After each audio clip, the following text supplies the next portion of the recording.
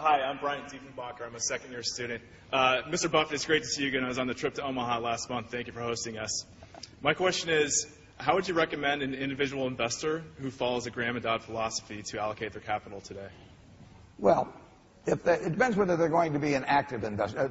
Graham distinguished between the defensive and the enterprising investor. If you're going to spend a lot of time on investment, I just advise looking at as many things as possible, and you will find some bargains. And when you find them, you have to act. It hasn't changed at all since I was here in 1951, and it won't change the rest of my life. So you start turning pages. When I got out of school, I turned every page in Moody's, 10,000 some pages twice, looking for companies. And you have to find them yourself. The world isn't going to tell you about great deals. You have to find them yourself, and that takes a fair amount of time. So if you're not going to do that, if you're just going to be a passive investor, then I just advise an index fund bought consistently over a long period of time. The one thing I will tell you is that the worst investment you can have is cash. Everybody's talking about cash being king and all that sort of thing, but most of you don't look like you're overburdened with cash anyway. So, but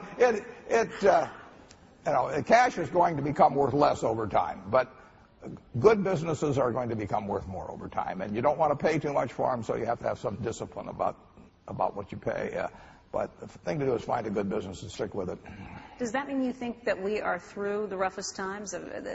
You'd always kept a cash hoard around, too. Well, we always keep enough cash around so I feel very comfortable and don't worry about sleeping at night. But it's not because I like cash as an investment. Cash is a bad investment over time.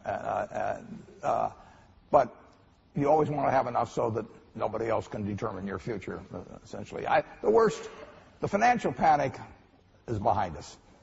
The economic spillout, which came to some extent from that financial panic, it's still with us. It will end. I don't know whether it'll end tomorrow or next week or next month or maybe a year, but it won't go on forever. And to sit around and try and pick the bottom, people were trying to do that last March, and the bottom hadn't come in unemployment, the bottom hadn't come in business, but the bottom had come in stocks. So don't pass